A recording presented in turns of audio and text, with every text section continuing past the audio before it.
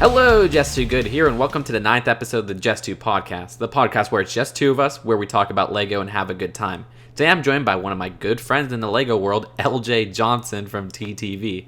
Thanks for coming on, man. Well, thank you for having me. I'm super excited to be here, and once again, talking to you, it's always a joy. Of course. I love being on your little thing, but first, to those who don't watch the TTV channel, what kinds of videos do you guys do there? So, the TTV channel has shifted in a couple of different ways in the past. We initially started out as a Lego Bionicle-centric channel, so a lot of our older content, you can kind of see some of that influence nowadays. It's very Bionicle-centric. Everybody in the TTV channel is a Bionicle fan. That's where we originated from. Yeah, that's the only reason I haven't joined yet, obviously. I would have been on a long time ago, as an official crew member, but I'm not a Bionicle guy. But yeah, keep going. Yeah, and but since then we've shifted into a more general Lego focus. The channel is constantly doing things that discuss either Lego. It's very personality driven, so a lot of the people actually on the channel are very dynamic personalities. We're all good friends, and that's just the best fun. part about it, because I didn't really like Bionicle too much, recent years and stuff like that, but I love the personalities you guys got, because I feel like a lot of YouTube Lego channels have been lacking on the personality side, so it's cool that you guys are all characters in yourself. Yep. But also you began your own channel, where I've actually been on your live show a couple times. So what is that channel about? Yes, so my personal channel, it's just called Eljay Johnsen, Johnsen. All linked in the description. Awesome. And it's basically just me doing whatever I want. It is Lego-centric, of course. I am a big fan of Lego, and one of my main focuses, as you already mentioned, is the Eljay Johnsen Show, where I reach out to varying different members of all sorts of Lego communities. Bionicle, System, YouTube, you name it. I want to learn about as much of the other communities, the other parts of the Lego fan base as I can. And it's a learning experience, and it kind of exposes me and anyone listening to new ideas, concepts, and angles of the Lego community. I love that show too, because for those who watch the Just 2 podcast, please check out LJ's show, because first off, he does it weekly, and he never, I always see you constantly doing it, and you get all these different Lego people. My podcast, I guess I'm much lazier than you, so and I get a lot of other non-Lego YouTubers, but you focus on the Lego community of all different facets, and I love that so much. It's a really good show, so guys, please go check that out. But I ask this question to everyone who appears here: are your videos on both channels kid-friendly? My channel is completely family-friendly. There is a very strict no swearing policy. I keep all of the conversation and etiquette fairly Lego appropriate. I do remember in one episode there was one slip up, and you're like, okay, I gotta edit this. So the show airs live every Saturday, and then there's the recorded version that goes up either that night or a few days later. And I'm dependent heavily on my guests to be mindful of their language, and I've had one person completely slip up, but the recorded version is censored entirely. That's cool. That's cool. Yeah, and how about on TTV? TTV is primarily family friendly. There are some videos currently on the channel, and some that are going to be on the channel, which will have mature language and themes. However, they have very bold warnings at the beginning of them. They're very well defined. You will know how to avoid them, and they are the vast minority of the content. Everything else is completely family friendly, and we encourage families listening. That's awesome. That is so good. Well, for the Lego questions, where did your love for Lego begin?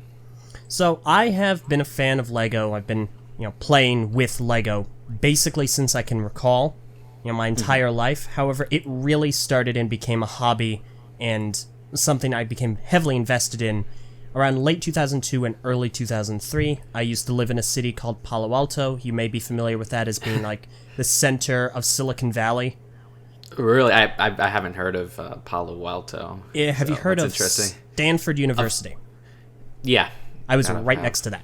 I think I have family there. Wow, awesome. That's awesome. That's cool. And in Palo Alto, there was a little toy store, and I was kind of looking around with my family and whatnot, and me and my siblings, we were allowed to get one thing, and so I'm looking around. My siblings had picked something out, And I wasn't feeling anything. And I was just looking, it's like, hey, everything looks really, really boring, not too interested, very generic.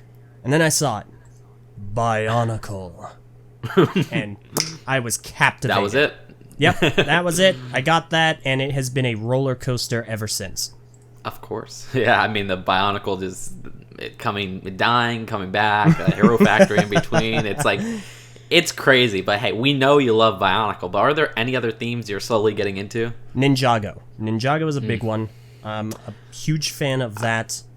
During Bionicle's kind of run, its first run in between 2001 and 2010, I was also a fan of Knight's Kingdom. I was a fan of Exoforce. That was a major one. So all these action themes you really like Bionicle's an action theme, Ninjago, action, stuff like that. Story, those story. Not really a licensed guy. I mean, I like some of the licenses. Marvel Superheroes would be the one that comes immediately to mind. But usually speaking, the sets don't captivate me as much, with the exception of Minecraft. Minecraft is possibly one of the best licensed Lego themes they have on the market right now, in my opinion. I don't hear that much, so I appreciate that, because I do think it's a really, the amount of effort they put into this stuff is interesting, and I don't see it appreciated by a lot of AFOLs and stuff like that, so it is cool to hear that. Do you have, a particular favorite Minecraft set? Right now, it is, I believe it's called the Jungle Treehouse. It's yeah, I know that one. Yeah, it's set in the jungle biome. It retailed for about $70.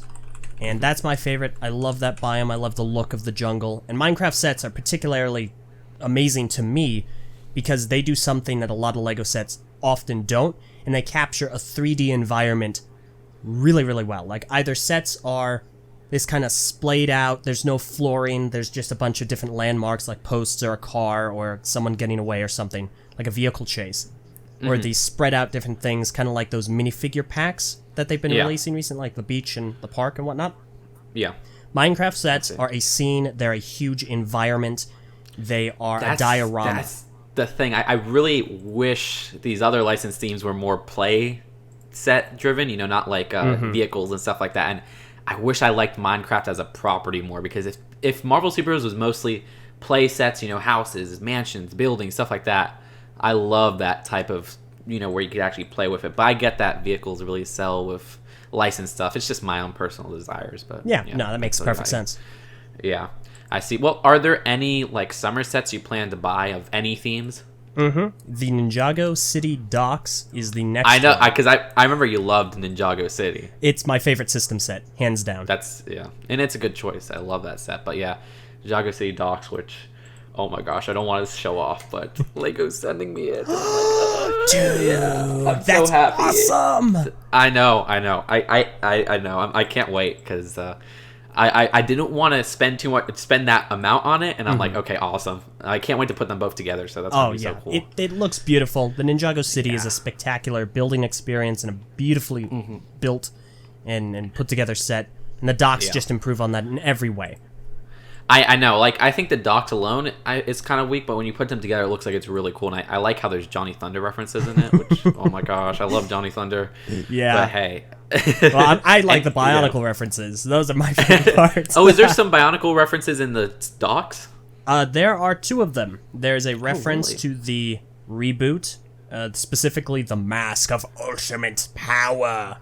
And there is a reference to the original run. There is a map of the island of Matanui, which was the main location for the first 3 years of the theme.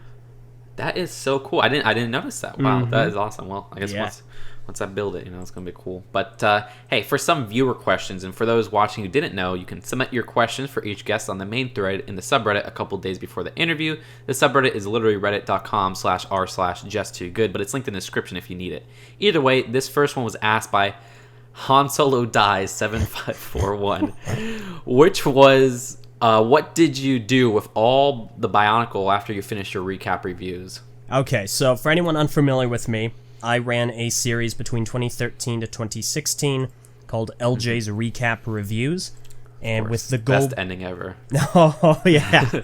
My goal was to review every single canon, in story, construction, so constructible action figure, no system, Bionicle figure that had been released from the period 2001 to 2010. I am, at this point in time, the only person on the planet to have reviewed every single construction set from that theme. So the full series is there.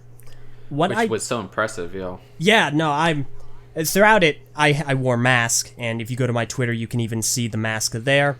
And nobody knew what I looked like. I went hard in on that, because when I went to Brickfair, Virginia in 2016, I hadn't done the reveal yet, because it was August, and the finale came out in December. Yeah. I wore the mask the whole time. That's dedication, man. That is freaking dedication. And it paid off, because at the end, I revealed my face. It's right now, it's my magnum opus. I know, that was so impressive. I mean, man, whoever really needs to do face reveals, I wish they could have something as epic as that. But I wonder who needs to do that. I don't know. But I can't think of anyone.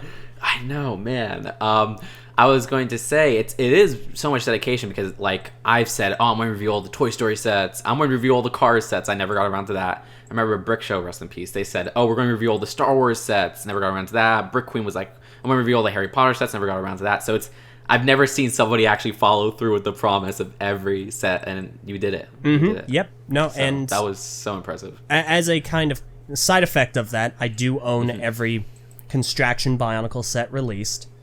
Okay, so you didn't like sell them or anything like that? Yes. So yeah, to actually answer the question, the house that I'm currently living in right now, it has a very large. You can see it in the finale. It has a very large kind of shelf that is part of the wall. It encompasses a part of a room as well as kind of like I want to say a hallway, very small hallway.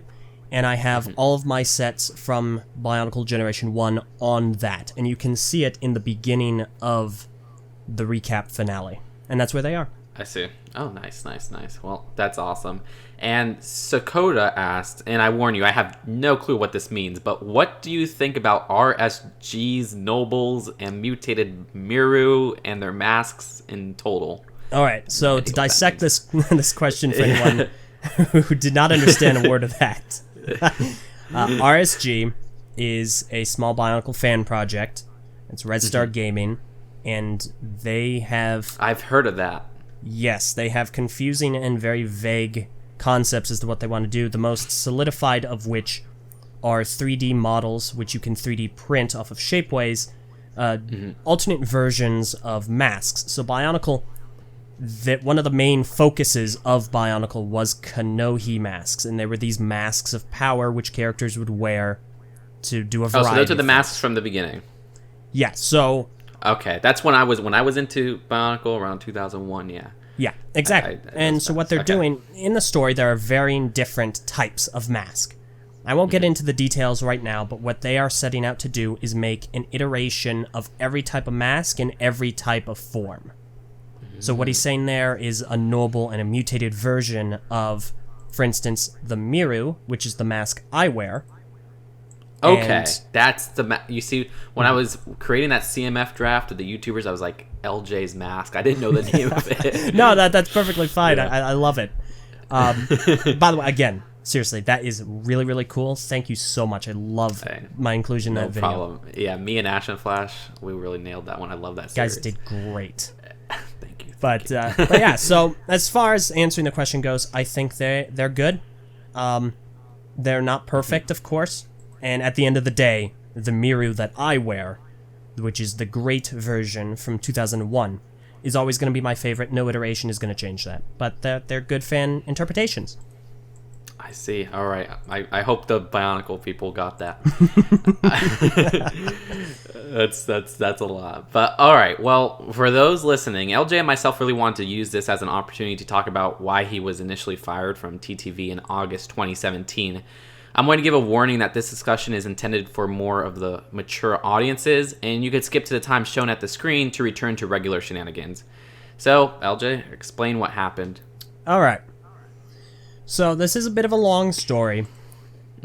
I obviously... Take your time as needed. I'm a member of the TTV Channel. I helped start it, and this... Let me just start from the beginning. So... Around 2009, a podcast was started on the Bionicle fan website called BZ Power, and the podcast was known as IBZP, the IBZP podcast, which stood for Independent BZ Power Podcast, because they had one at the time as well. I see. I joined about 7 episodes in, and that podcast in turn became the Three Virtues podcast, which is now called the TTV podcast. So it has been running since about late 2009, early 2010. Now, during this, on BZ Power, what I was heavily invested in was a subform called the comics form. And the comics form is where you'd make pixel comics, with sprite kits and so on and so forth.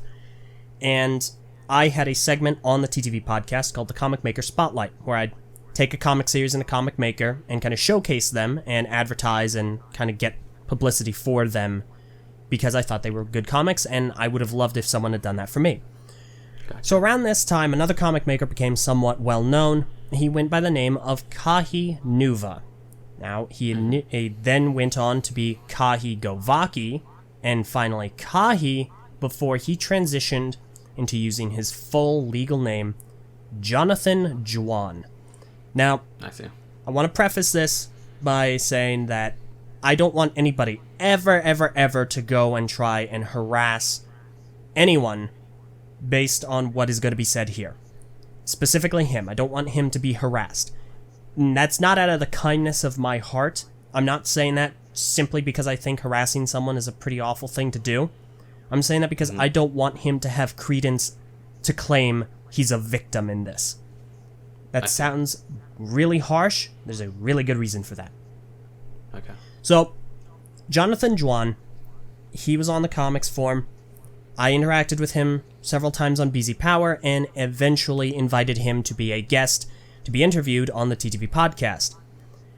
Did that all well and good, and eventually he ended up becoming a member of the TTV podcast to create content for our new YouTube channel and to just be a part of the standard going-ons. Well, unfortunately, from word go, him and I never got along. He had an absolutely non-existent work ethic, despite constantly insisting on taking credit for ventures the channel would explore, and was easily one of the most morally void individuals I have ever met. He lacked empathy to a massive degree, and he was massively egotistic and self-centered. The amount of times he'd joke about killing cats or dogs to eat them. That's horrible. Yeah, or look down on fans and people he just generally interacted with was disgusting. He would never at any point concede arguments or discussions, and he would argue constantly about nearly everything just because he liked to fight. He loved to argue so that he could put people down. Because in every single one of his interactions, he felt that he was the superior person and he was always right.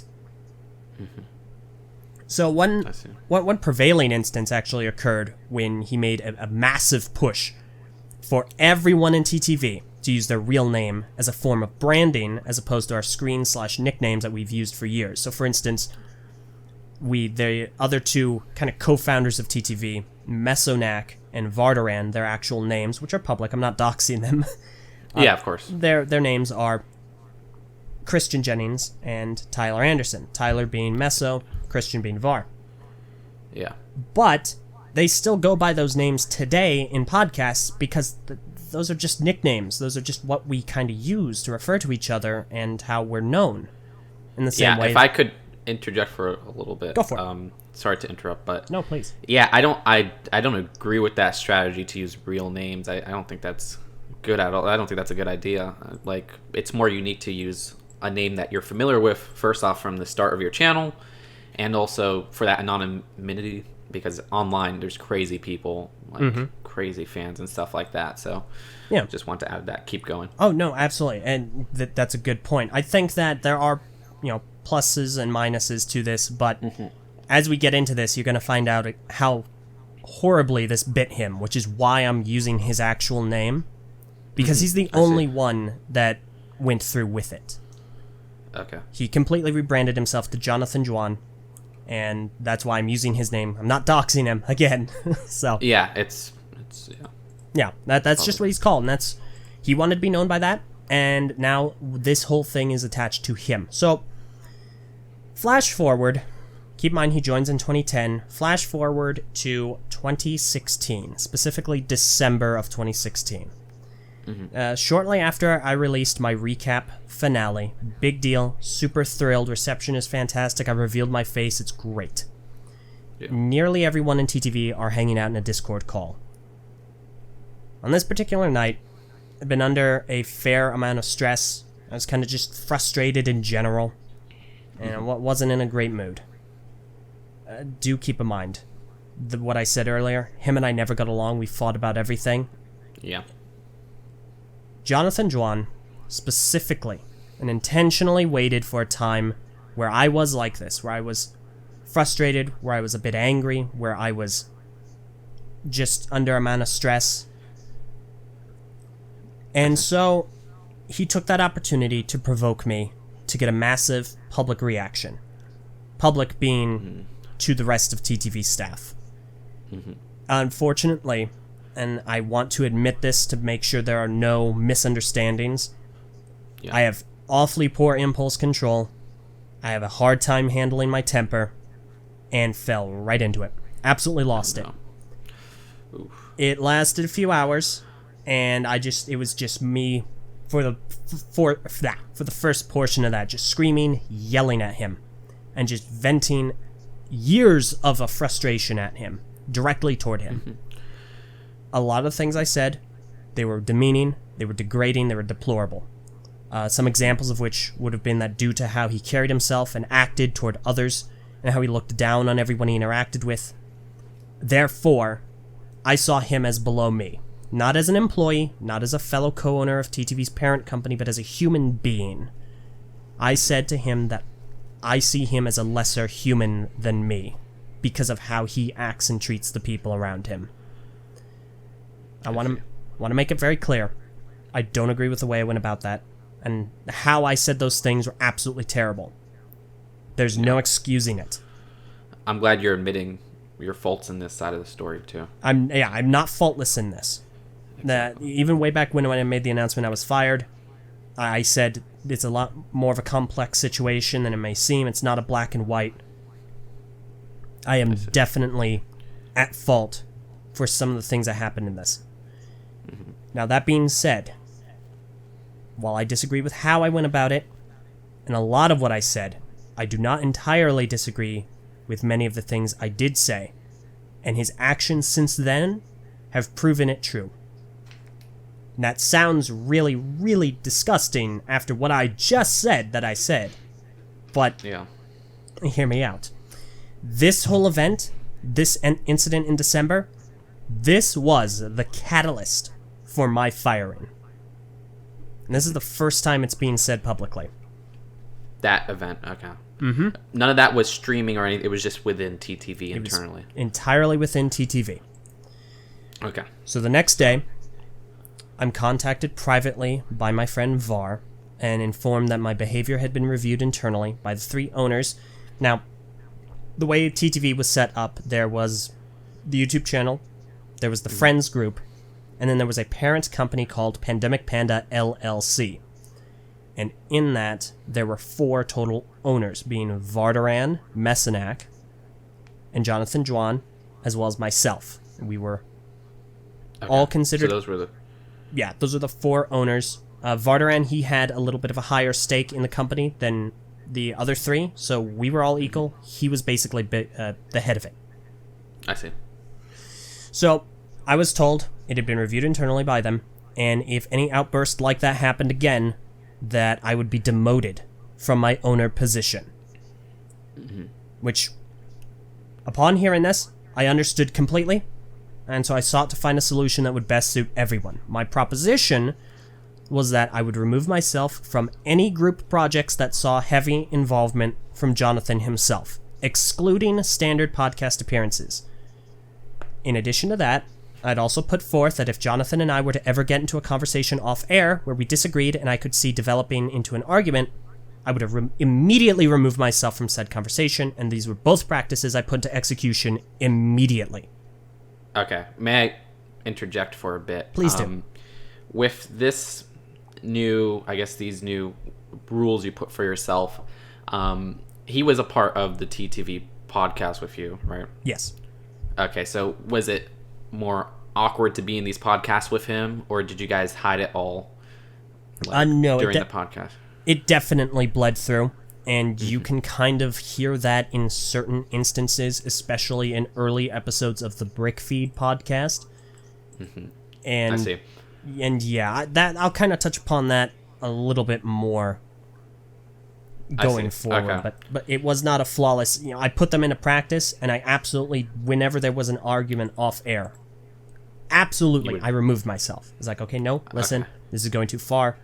I'm going to cease this conversation. He would try to continue it, but it'd be like, no. I see. Did any commenters notice or anything? Because this whole thing was private. But were people like, oh, do you see the tension between them? They might have. It was on air, kind of a running joke, a running theme that him and I always disagreed, and we were always butting heads. Okay. And there were some people who assumed, oh, it's just a joke. It's not entirely true. We never got along. We both disliked each other greatly.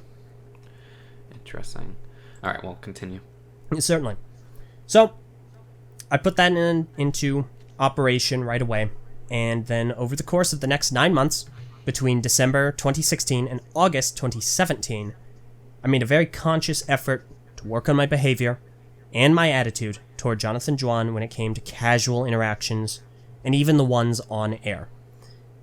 I will admit, I was not always successful. As I mentioned previously, there were some obvious signs. I was very bitter, very sarcastic and snide toward him on the Brickfeed podcast. However, I did put a lot of effort into working on that, removing myself from arguments, trying not to be so cynical and snide toward him and passive-aggressive. It would happen. It would happen on both sides. He would constantly try to instigate something. I would be snide and make some passive-aggressive remark. He would return. Other days, he would start with a passive-aggressive remark. I would return. It continued to go, but there was no massive incident. All right. One final thing of note would be, anyone familiar with the Brickfeed podcast would be possibly familiar with the hashtag Eljay for Brickfeed host. So, during these 9 months, TTV's Lego-centric podcast Brickfeed was created because TTV was heavily Bionicle-focused, but Bionicle was cancelled, and we didn't want to just have TTV dedicated to Lego discussion every single week, so we made a split. There was TTV podcast, which was for us, and the Brickfeed podcast, which was for Lego.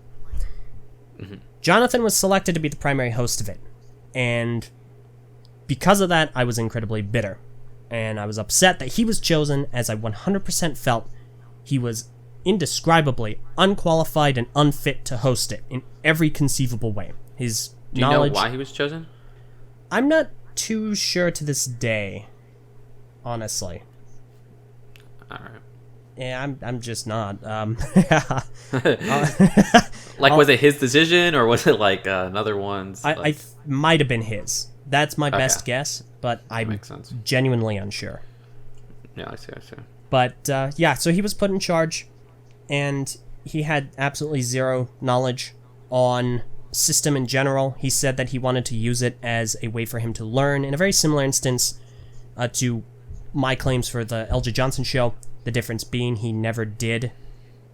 It was more of those showy appearances that he's doing it just because he wants to be the one to do it. I see. So, partially out of my bitterness, and then partially just for fun, I created a hashtag for people to use in the comments of the videos, and that being hashtag Eljay for Brickfeed host. And this was also, it was a bit of a way to gauge fan interest and opinion of Jonathan as a host, and I dropped it after a point, 1 or 2 episodes. So did you start it in the comments? You're like, hey guys, hashtag... No, I started it in the videos. In the video? Oh my gosh, right in front of his face. Yep. That's interesting. That's an interesting choice. Like I said, not perfect. Yeah. So I started it, and then after 1 or 2 episodes, that's not a hard number, that's a guess. It's been a while, I don't recall. I dropped it, but the comments did not, and it kind of took off. And it ended up being rare to find a comment section that didn't have hashtag Eljay for Brickfeed host. Oof. Yeah, so it was a little bit telling.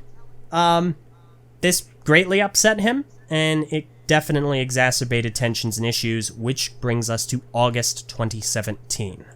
Mm-hmm. So August 2017 has something that I'm a big fan of, as Brick Fair, Virginia, whatever year it is. Yeah. And it's an annual event, and that year was going to be a big one for us. It was the largest gathering of TTV hosts and members yet. It was going to be a blast. I was super excited because the one in 2016 was just the best. I see. So it was even bigger than 2016. Mm-hmm. Yeah. To put it in a perspective, we had roughly 8 to 9 members in 2017. We had 6 the year prior. I see. That's awesome. Mm-hmm. Well, it didn't go that way. It was not a good time had by all. Tensions were already pretty high due to some unrelated issues pertaining to another show on TTV, the Mock Spotlight. And it was completely unrelated to Kahi or I, or, well, Jonathan or I. Can you go into that, or is that? Yeah, no, it's a public thing. To really kind of consolidate it, Ven, who is another member of the TTV podcast, longtime member. I actually met him before TTV even started. Oh, really? Oh. He did a series on the TV channel called Ven's Mock Spotlight, where he takes mocks from the TTV message boards and he kind of reviews them. Yeah. One of his reviews, which is a fairly standard review, he made some critiques that the mockist in question was not fond of. Ooh. He did not do the research that the mockist had wanted him to do on the mockist and the mock. Yeah. And the mockist was there at Brick Fair. She was incredibly unhappy that Ven made the video. Ven tried to kind of reconcile things with her in person. She seemed receptive to it. And the next day, things just went downhill. A group of members surrounding said mockist, they made this yellow brick with Ven sucks on it. Really? That's okay. Well, wow. Okay. Just to comment on that situation, just from what you've said, I haven't heard all sides, but of course, that's pretty bad. That's why I never want to do, like, people always ask Lego Ideas Showcase and stuff like that, because I don't like a lot of Lego Ideas stuff I see, but I'm not, when there's a person behind it and not like this big corporation, it's really hard to critique it. So absolutely, Ven had the guts to critique it, which I think, as long as it's respective, constructive criticism, which I imagine it was. I totally think that's fine. So for them to do that and be mad at the critique and not learn from the critique instead, and that's really bad. And that's, that's not a good thing. But to have a brick that says Ven sucks or whatever, that's totally disrespectful. Some people even brought it to Brickworld Chicago this past weekend. That's childish. I mean, if they were wearing it seriously. Now, if it was, to Brickworld Chicago, if it was like, look at this relic of, then it's another thing. But if they're wearing that seriously, at this point, I'm not nice. I don't really know. They seem to claim that it was sort of a silent protest and wasn't meant to be taken seriously, but there were a lot of conflicting actions to those words. I think they really meant it to be taken seriously, just based on what you guys said. Yeah, and to be fair, there are videos that have been posted on YouTube about this. If you look up Ven Sucks, you can probably find them. I encourage you to see all sides of this. I will definitely be looking it up. Yeah, I'm very curious about this. I was not very heavily involved pretty much at all. I did not have a lot to do with it in any major regard. And so, but yeah, I highly encourage everyone to look it up, see both sides, don't just take me at face value. Totally. Yeah, that's totally true. All right, continue. So, tensions are running kind of high because of that. And everyone was kind of tired. It's August in Virginia. It's hot and muggy. Yeah. So everyone was ready to kind of go home. Toward the end of our trip, a new episode of Game of Thrones had aired. And Ven, Jonathan, and Vardaran, they're huge fans of that show. I don't watch it, so I don't have a vested interest in it. Same here. yeah, there you go. So the episode was apparently a big episode. It's very important to the show, and the three of them had these really bombastic and incredibly entertaining reactions to it. Just screaming their heads off. I'm amazed we did not get a a noise complaint. Wait, so you guys were in the same room? We were in the same townhouse, yeah. Same townhouse, oh. Oh, yeah. I see. So, we're all hanging out, and they're just going bananas over what's happening in the show. Big deal. And so I thought, what the heck? I'm going to record the reactions. I don't watch a show. It doesn't matter to me, but they're funny. And we can kind of look back on this, and it'll be fun. Yeah. Something of note. I don't swear. I don't swear in conversations on Discord. I don't swear on any recordings. If you talk to me on recording, it'd be basically the same as talking to me off recording. I see. You're just not a guy who swears. Nope, not at all. And that is not entirely true for those three. They all do. Voraciously. I see. Yeah, I understand. That's all I'm going to say. I understand because it's like I don't judge them for it. I don't have an issue. I would never ask them to stop. Of course, yeah. It's just a thing. That's fine. That being said, I recorded it. Thought it was hilarious. I didn't really expect anything else to come from that. Okay. I tell the guys, I say, hey, so I kind of recorded that. And Jonathan immediately wants the footage. I'm like, okay, sure, here you go. And so I asked, okay, what you gonna do with it? And he was gonna put it up on the TTV Patreon as an exclusive to the patrons. Okay, are you gonna censor it? I ask. No.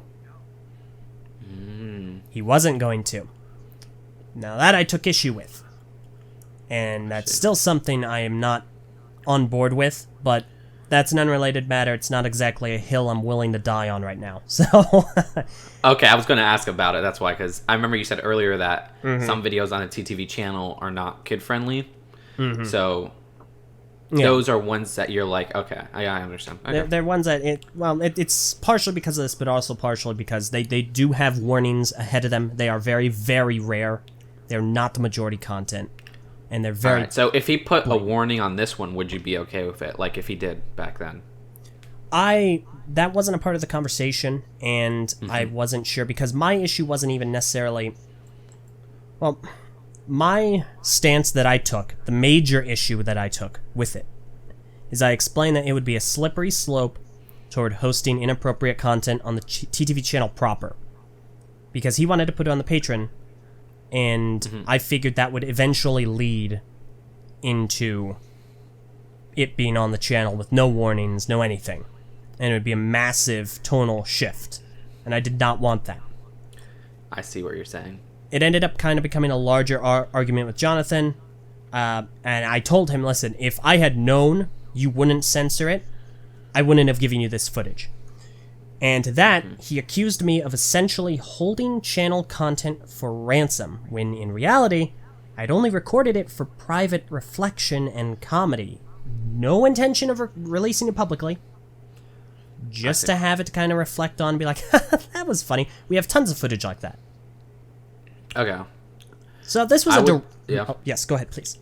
I was going to say, based on that alone, I think if you filmed him, I think he owned some of the rights to it personally. You don't think so? Not at all. I want to hear. Explain. Virginia is a one-party consent state. It is? Okay. Yep. Because, in Florida, I think it's different. That's why I see it different. Yeah, no, I totally understand. Florida, in that instance, would be one of the very few. To explain to anyone unaware, a one-party consent state basically means that only one party needs to be aware of and give consent to the recording, vocal or audio or visual, in any regard. So if I had like a secret hidden microphone and I talked to one person one-on-one in a room and was recording and did not tell them I was recording, that's legal in Virginia because I have consented to it. I am one party of that. I see. Okay, that makes sense. Yeah, that's why I'm down here in Florida. I always assumed it was the opposite, and I always avoid like filming people in public and stuff because of that. But that makes sense. So I totally got you. Thanks for clearing that up. There might be some other rules to Florida. Like I think there's a public space kind of caveat to that, but I'm not 100% sure. That's what I always assumed was under like the public space. Like now if it's in the private area and stuff like that, but that totally makes sense. I got you. All right, yeah, continue. And it was him and it was two other people in the room. Nobody has ever, like, if there were ever an instance where someone did not want to be on footage, they would say it outright. But Jonathan, he had a habit, this is something I don't have in the dossier, actually. He had a habit of constantly wanting to record people all the time without telling anyone. And It is actually something that is discussed in the other dossier, which I'll get to. I remember that, yeah. Yeah. So, back to this specific instance, I told him I didn't want to release it publicly. If I'd known he wasn't going to censor it, I wouldn't have given it to him. He accused me of holding the content for ransom, saying it was channel content and not personal use. To kind of clarify, I used my phone. I own my phone. It's my property. So that is exactly, yeah. So he directly, that was a direct attack on my person. And it slanted the entire rest of the argument in a heated and insulting direction. Oh, no.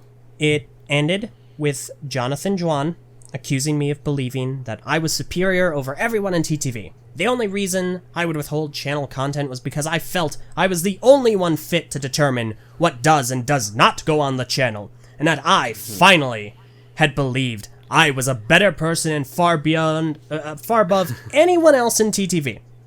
I see. Well, how were the other TTV members reacting to this argument going on?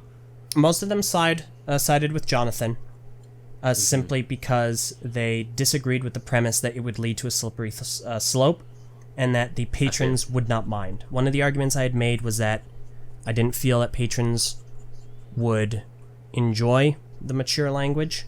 I didn't think that they would find it appropriate. That has since become obvious that that is not the case. I will admit that was incorrect. It was an assumption. It was unbased, and it was wrong. I see. So during all this, they did side with him, although my main conversation was with Jonathan, along with Vardaran. I see. So, conversation goes the way it goes. He says that I'm far above everyone else in TTV, basically saying that I'm trying to be basically a hall monitor for content in general. And this was wrong. So I got angry. And I simply responded with, no, I don't think I'm above everyone else. Just above you. Oof. Which is very similar to what I had said in December. So, as the December incident was the catalyst for my firing, this argument and that sentence was the linchpin for it. Well, yeah, they said one more. If you have one more, Now, that was not shouted at him. That was said at a very normal voice level. It was a response to a claim he had made about me. And that was my clarification. I see. 2 weeks later, everyone gets back from Brick Fair. And afterwards, everything seemed to be normal. Wait. One thing. Okay, wait. Sorry to go for it. Between the 2 weeks later. So after this, like, what? Okay, what you say that what does he react with, and then what does he like? Did you guys just good night for now? Like, that's what I always think about this stuff. Like, what are people's reactions? Stuff it just. From what I recall, because to be honest, I was sick during all of this. I got sick during Brick Fair, and with a cold. That's the worst. Yeah. And I don't remember the details as to what happened after that. The rough outline was that obviously he disagreed. Var disagreed. And I essentially stopped. I said, after that, I was like, okay, this isn't going anywhere. The conversation just wound down, and we ended up recording a couple of videos, a haul video, I believe. I see. And after that, the next day, we took a trip to DC, and that was a blast, even though I was lugging around a bunch of equipment, and I was just horrendously sick. And then we all left. Were you guys cool then, like you and Jonathan, or? No, heck no. Man. I don't think that I talked to him directly the entire rest of the trip. Oof. Yeah. But he still annoyed me. Now, again, all this, I want to make this perfectly clear. I'm trying to be as transparent with this entire situation as possible. And listening to this, obviously, not all of it's great. It gets worse, but not for me. All right. And just to get, I think you're very well aware where this is going. Yeah, I guess I am. All right, well, 2 weeks later. All right.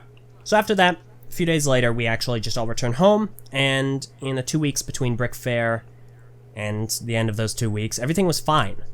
The atmosphere was pleasant, conflict was non-existent, everyone seems to have forgotten it.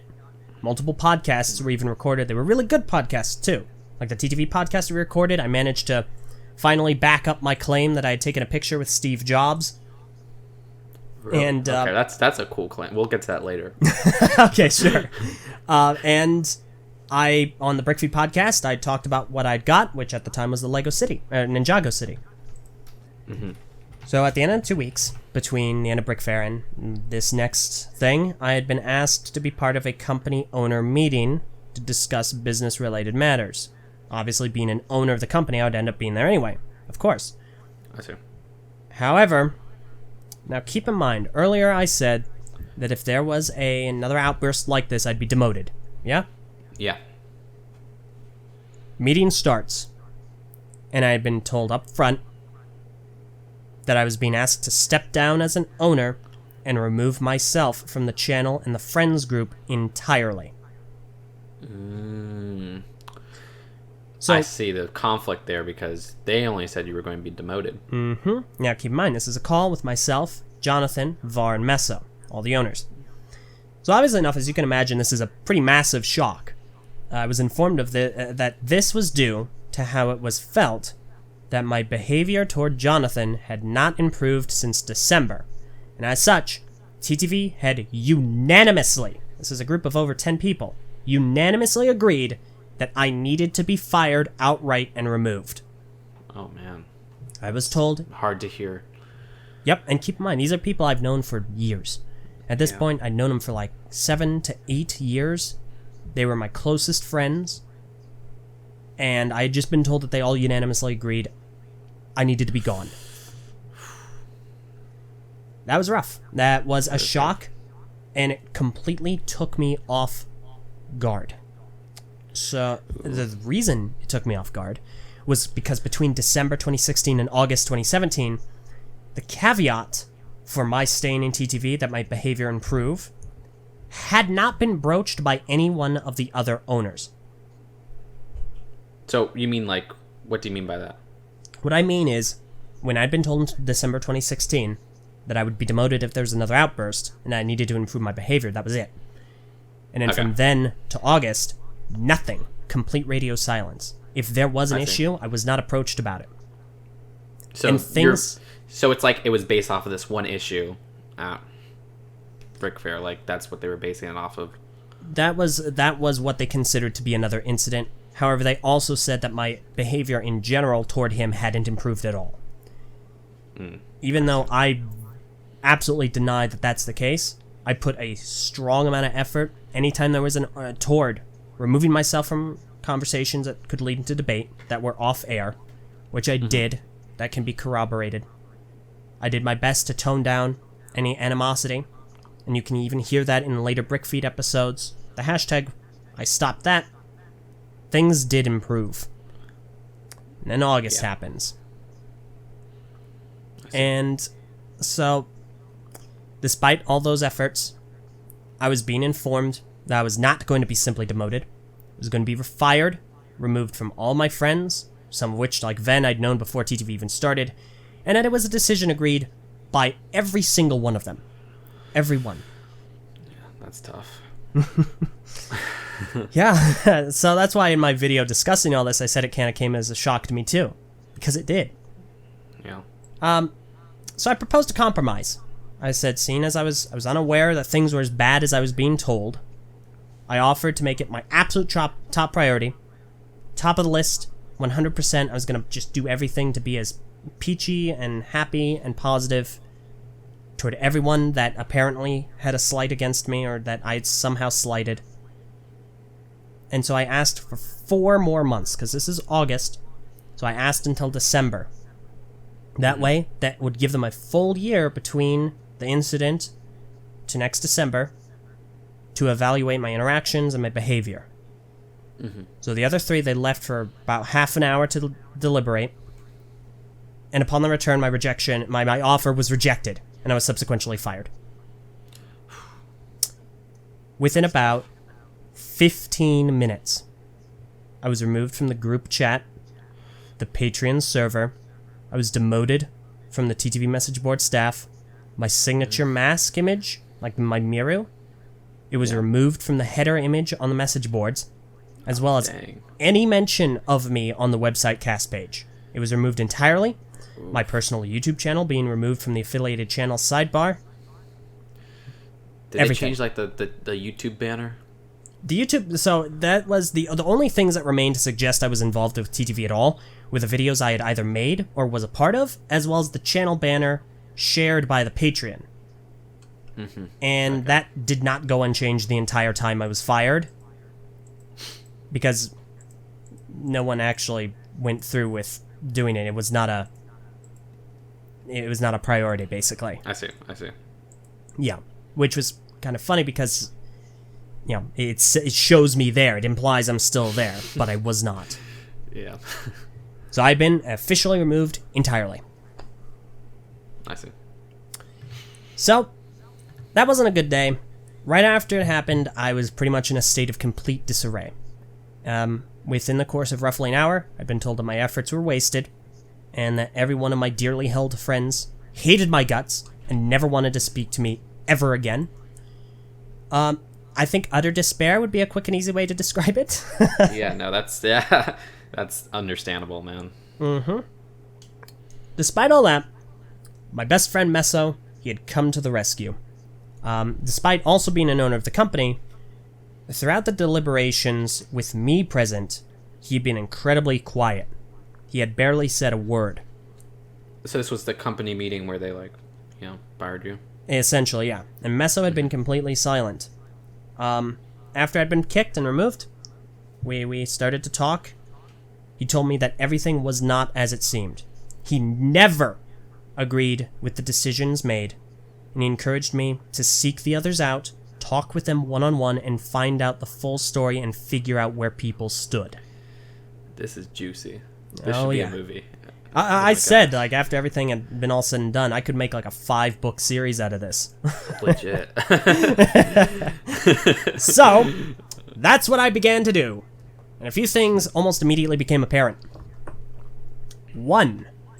This was not a unanimous decision, like I had been told. Fuefi and Takuma, both longtime hosts, were not consulted at all. They did not know there was a plan for me to be fired. Oh, so you just disappeared and they were like...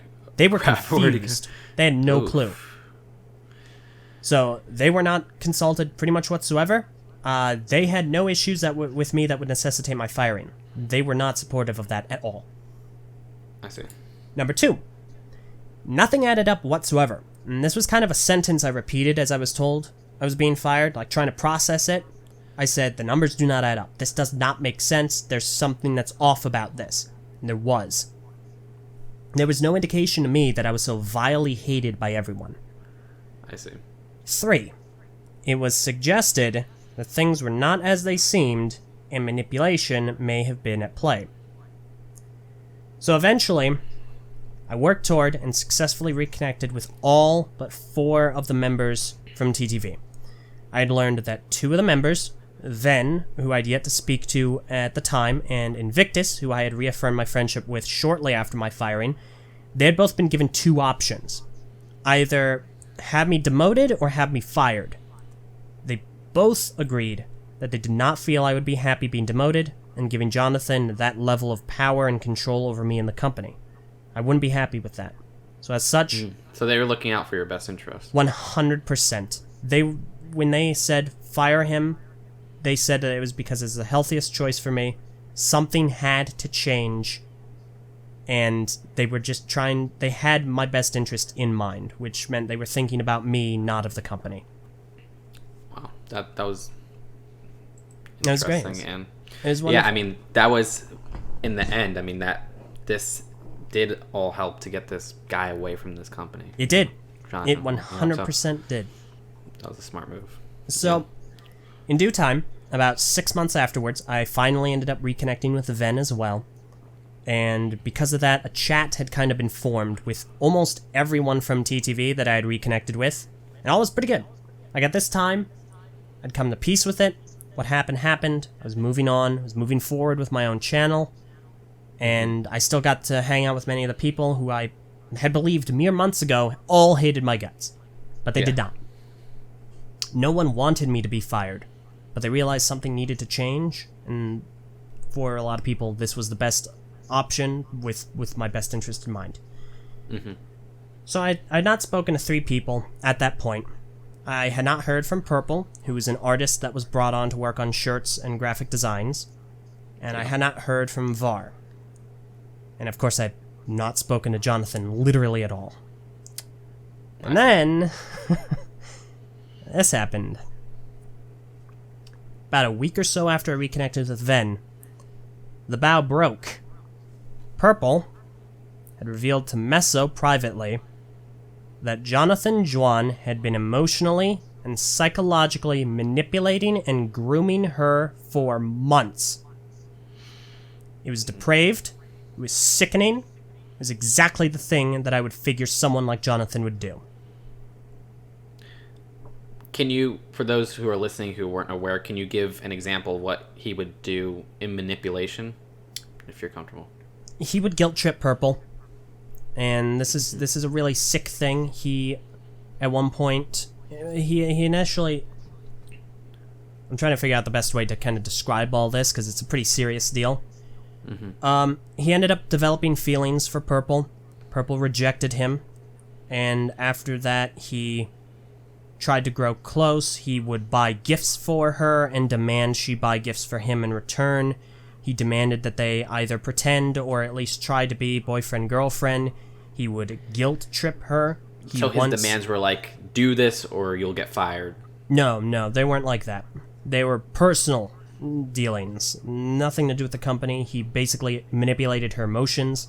He tried to, and almost successfully, convince her to go to anger management therapy because she had rejected him and he didn't like that. Mm-hmm. This is over the course of months. Just constantly berating her, constantly talking to her, venting to her, telling her the weird dreams he had about her. Yeah, that's pretty creepy. Demanding that he draw her inappropriate images of characters that she made and that were named after her. At one point, he even threatened... He basically...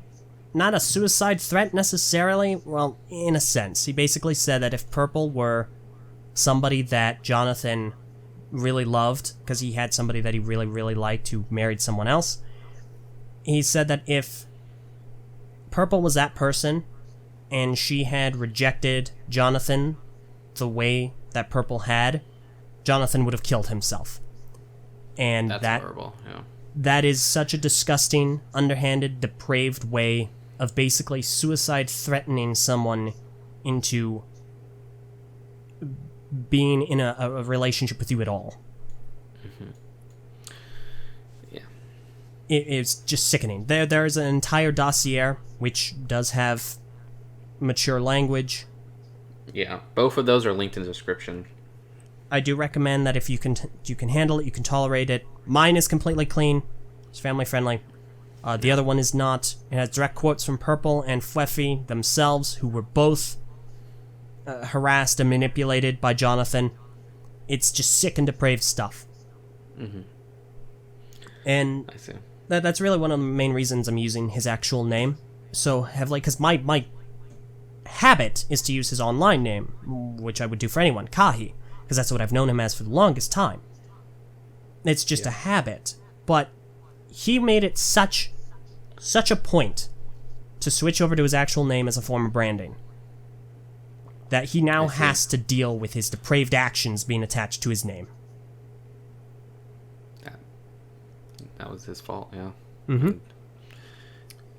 With all what you described, I think he deserves it. Yeah.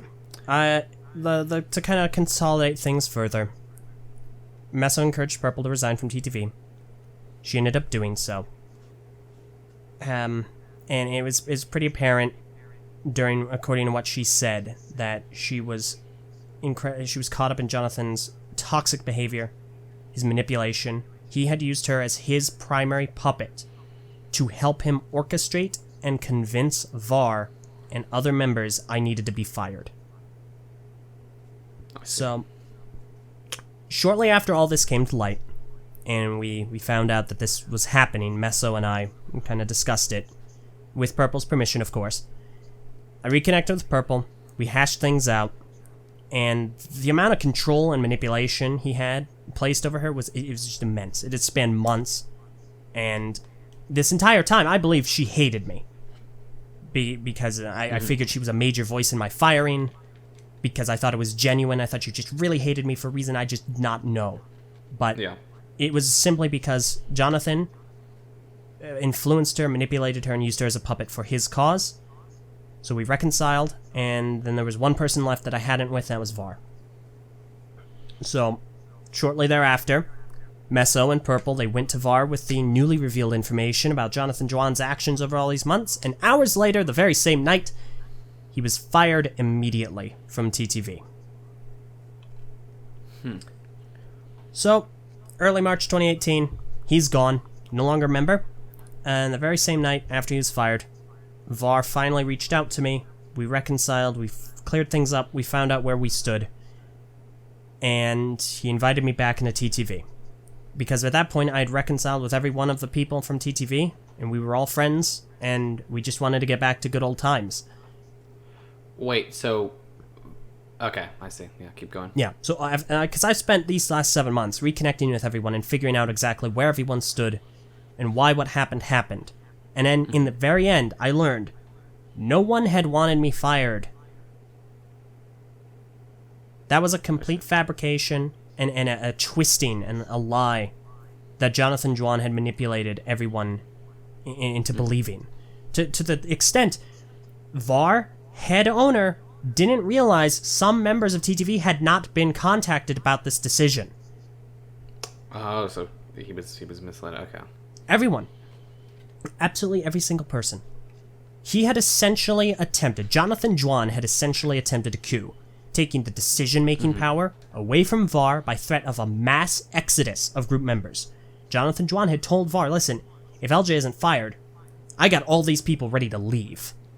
And so, all sorts of these, they were, in reality, only a few people were aware of this threat, and those that were had been coerced by Jonathan into believing that this was the best outcome for the channel, and that was an absolutely terrible person who deserved to be excommunicated. Jonathan, he revels in putting people down, in standing above others, and in being right. He wants to be right. He believes that he is right all the time, and anybody that disagrees with him is wrong and a lesser person than him. So, during all this, we are all back together again for the first time in 7 months, and we all find out what had happened. He essentially manipulated everyone in TTV, the sole intent on removing me, and that, at the core of it, is why I was fired. But, so he did all that because he didn't like you? Yeah. Now, he didn't have any further motivation? He wanted to see me gone. I was the main dissenting opinion on basically anything that he had to suggest. He was depraved. Jonathan does not really have, as I mentioned, he doesn't have a work ethic. He also doesn't like to do things that are his. He's very insistent on working off of trends. Like, he's a big fan of Rooster Teeth. He wants to mimic them in any way, shape, or form. He'll try and get on the bandwagon of any new meme or new trend or something that Rooster Teeth is doing. He wants to emulate it. He's very... I see. He kind of thrives in plagiarism in a sense. So, he really wanted to... He was the main driving force behind TTV becoming a business. We wanted... Obviously, we were making money off of YouTube. That was all well and good. Meso, he has kind of discussed this at length on another podcast. But Jonathan, he really pushed it. He wanted everyone to become more businesslike. That's why when him and I in December, we had that very personal issue, what I felt was a very personal him and me thing, he turned into a company thing to begin the process of excommunicating me. I see. Now... Please, go ahead. No, I was going to say, moving on to talking about go for the dossiers, but hey, no. Oh no, we'll get into that. I just want to make it very clear. I'm not trying to claim that I'm 100% blameless in this, or even blameless at all. My anger definitely got the best of me. I fell completely into his plan, like clockwork. My actions toward Jonathan Juan, they were not perfect. My conflicts with him could have been handled differently. They could definitely be used to paint me in a negative light. However, his attempts to try and paint me 100% as the villain and him as the innocent victim, as he tried so desperately to do, would be vastly incorrect. From all accounts, he presented a romanticized version of himself to certain members of TTV during the whole ordeal, painting him as this sympathetic victim of abuse and hatred, while I was the evil, big bad bully who needed to go. Which is why I said earlier on, don't harass him. Not only because harassing is it's not a good thing to do, but you then give him credence to play the victim. Do not do that. And you saw the Lime Joint interview. Yes. What did you think about his appearance on there? Okay, so yeah, Lime Joint is basically the last thing before my conclusion of this story. For anyone unaware, the Lime Joint podcast, major shout out to them. Hector, Icy, you guys are fantastic. There are two errors Jonathan Juan made during all this. The first was that he was a garbage human being and manipulating the people he called friends and hurting everyone the way he did. The second, big one. Yeah. The second was agreeing to appear on a live streamed interview with the Lime Joint podcast. Lime Joint podcast is a Bionicle-centric channel based out of the largest Bionicle Facebook group. Their content is not family friendly. I see. However, they're all fun people. They're a pleasure to hang out with. But the content is very mature. It's not family friendly at all. Just keep that in mind. Man, you're good at giving these disclaimers. There are a lot of them. No, I love that. That's perfect. All right. So, Jonathan agreed to be on their show for a live-streamed episode discussing himself, which he loves to do, and his departure from TTV. The head of the podcast, Hector, he had reached out to Purple to inquire what she would prefer to not be discussed. Hector did not want to breach her privacy. He didn't want to step out of bounds, out of line. He had her in mind to be as respectful as possible.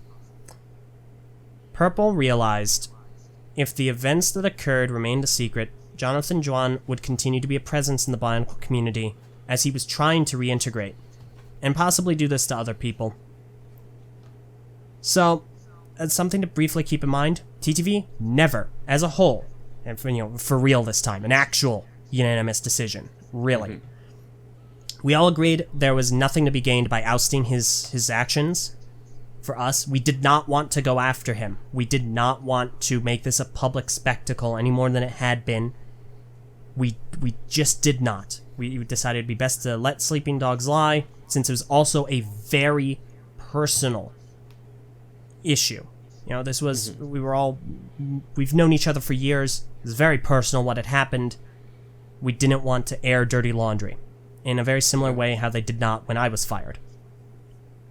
That being said, because we wanted to also respect Purple's privacy, we figured, we're just going to let it be. She, however, decided this was the best course of action, so her and our other female host, Fleffy, had agreed, and they created a dossier detailing all of the actions Jonathan Juan took against them, the manipulation, the grooming, the threats, the guilt-tripping, absolutely everything.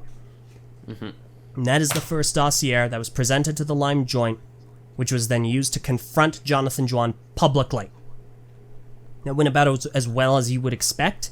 It was an absolute train wreck for him. He admitted to practically everything in the dossier, and had to have been forced to apologize for any of it. Forced. There is a serious possibility he doesn't think that what he did was wrong. He has, and I don't use this lightly, I'm not trying to say this as just a flippant claim. There's a genuine possibility he has sociopathic... nice. He's a sociopath. Clinically. He matches every single descriptor of a sociopath, and it's just disgusting. So, dossier is public, and I encourage you to look at that. I encourage anyone to watch the interview. Again, not family friendly. If you can handle that, and if you don't mind, I encourage you just to know what this person is like. Practically the entire Bionicle community has expelled him. He's not welcome. For the best. Yeah. And so in conclusion, at the end of it all, the takeaway is this. Jonathan Juan is a self-centered, manipulative, egotistic, morally corrupt, disgusting person who made it his goal in life to belittle others and stand above anyone around him. He thrives to constantly debate, argue, and put others down at every turn. To suggest he is a sociopath is not far from the truth, and his actions toward TTV, toward myself, toward Purple and Fwef are evidence that he is not to be trusted by anyone, nor should he be welcomed in any Bionicle or LEGO community. I know I have not been perfect in the handling of the situation. I've made plenty of mistakes. This could have been handled so much better by myself. However, at the end of the day, the actions Jonathan Juan have taken are borderline evil compared to my loss of temper and vocal claims of his inhumanity. I'm thankful it's ended this way. I have had the chance to be friends with my friends again. Yeah. And I'm happy this is finally, for the first time, fully out. The truth has finally been revealed. I have one thing to ask. Go for it. And what do you advise Jonathan Juan does? Get help. Get help. Jonathan, you need to get some serious help. My recommendations is you need to see some people. You need to be evaluated. You need to help yourself. But the way you start doing that is you need to leave the Bionicle and LEGO communities. That might be a permanent change. I'm not saying don't indulge in the hobby. Don't enjoy LEGO. That's not what I'm saying. But it's not healthy for you. It's not healthy for anyone in any community to be associated with you, to be involved with you. You need to get help first.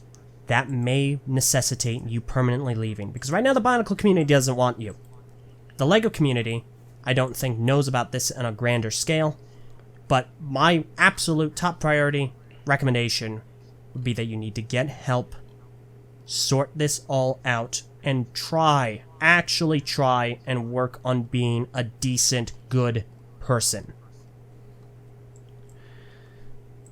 Alright, well, thank you so much, LJ, for all of that. That was very incredible. And I have to say, if anybody feels they're in similar situations where somebody's manipulating them or anything, don't be afraid to speak up.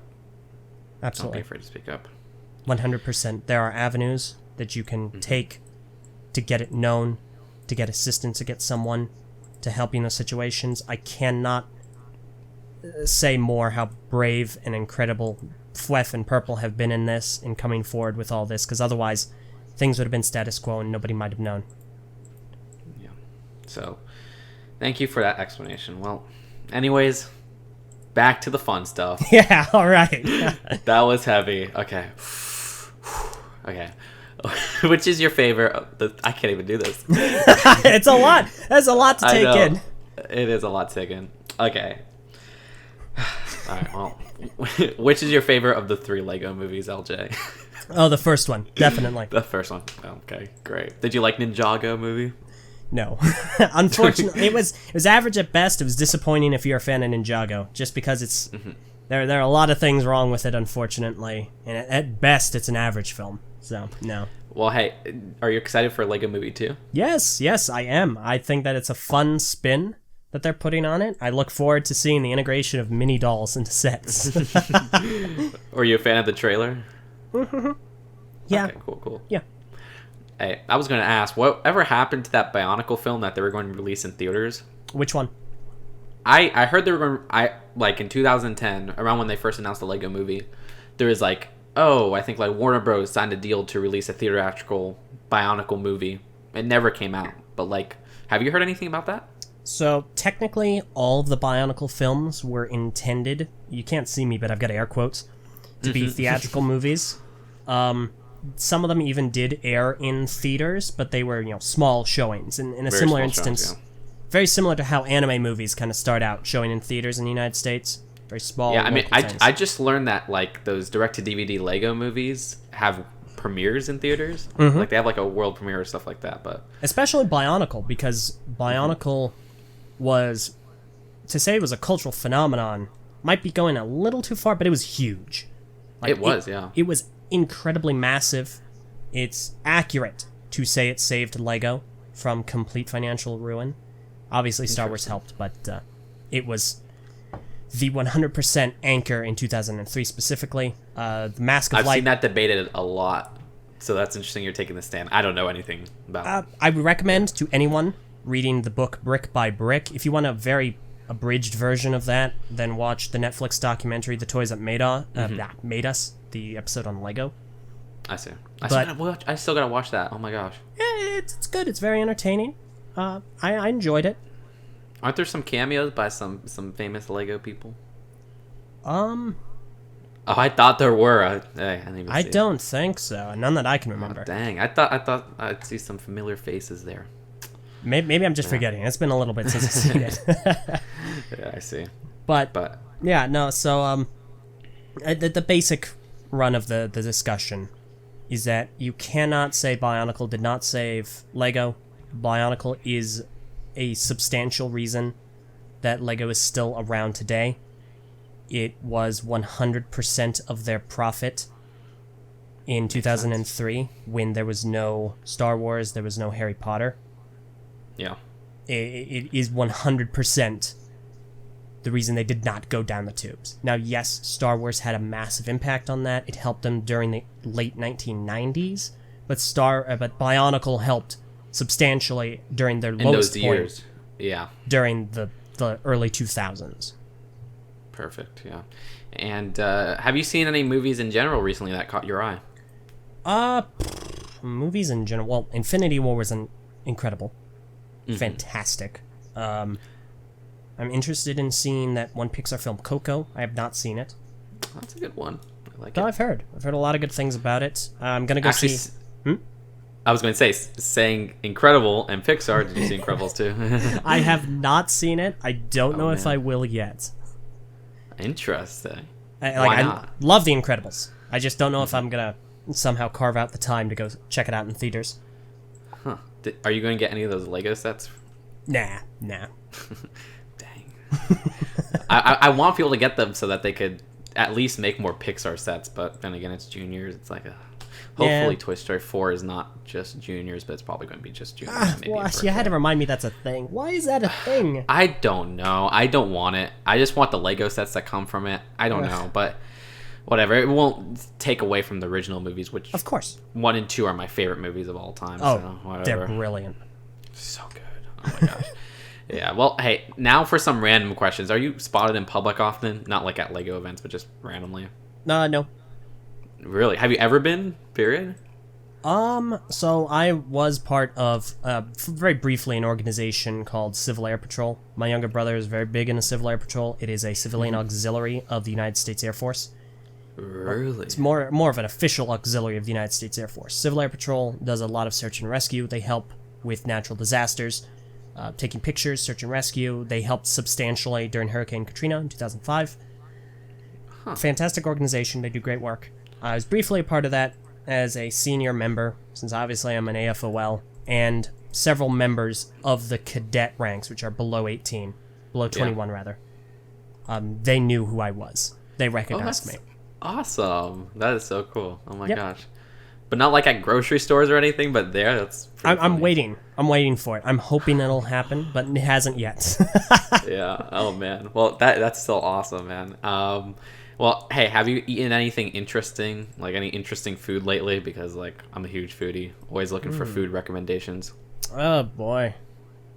I'm pretty bland when it comes to food. Oh, man.